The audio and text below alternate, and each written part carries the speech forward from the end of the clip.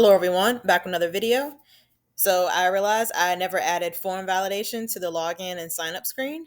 So I'll start with email. Oh, well, actually, first of all, let me just hit sign up. So you see there's form validation for each input field. Now for email, I used a regex and it checks if it will allow an underscore, letters, numbers, or periods to the left of the @ symbol, and then to the right of the @ symbol, um, it will allow 2 periods, and then at the end, it has to be at least 2 characters. I'll show you what I mean in a second. But email at email is not a valid email, so the message changes. Please enter valid email. All right, then I'll do email dot email 12. Oh, sorry, I put a little extra character in there. At email.email.com. Now, this should also be a valid email. Well, as far as like the conformity of it, it's not actually a real email. So it goes away. And that last thing I said I'd show you. So for the ending, I have personally haven't seen an email that only ends with one letter. It's usually been at least 2 or more. So I put in there, I was looking around to see like what people have used for email regex. And so I decided somewhere it said between 2 and 8 characters. So that's the quantifier that I used. So this should also not be valid. Yep, there you go. So let me just add the .com back. And then password, it can't be blank and it has to be at least 8 characters. So there's really not much to show there. All right, and then username just can't be blank. And I'll just put username because I can't think of anything else. But hit sign up, everything checks out, and a new user profile is being created and added to Firebase. And then whatever you put as your username will show up in the dashboard, and it'll also show up here. All right, so, and because I just made this profile, it's blank. They have no tasks, no anything, no messages in your inbox. So I'm going to log out. Same thing for login.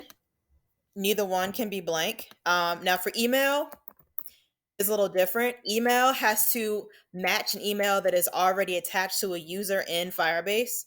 So I'm just going to do email at email.email.email. And then password. The password also has to match. So I'm just going to just put a random password so you can see what it says. Login. So users not found. It checks the credentials of all the users, and if it's not a match, user not found is what's displayed. Firebase actually does this, the bulk of it for you. I think it's called sign in user with email and password. It's a really long function. And so you put like a try catch block, and if the sign in or login was not successful, you can extract out the message, the error message, and it'll be specific like user not found, invalid password, or etc. So I just matched it so that if it says user not found, I plug in my user not found thing to display under the email field. All right. So now I'm going to add a user that does exist, but I'm going to type in the wrong password for it. So you can also see that too. Login. So the email is correct, but now it's invalid password. All right. And so, sorry.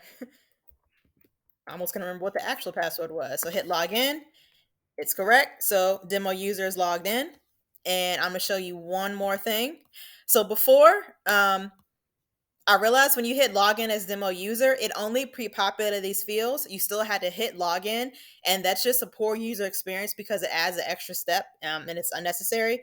So now when you hit login as demo user, it pre-populates the field and it goes ahead and logs you in too. So now I hit login, and you could really see it flash for a second, but you logged in, you see the same screen as before when you logged into the same user's profile with the username and password. Thanks for watching.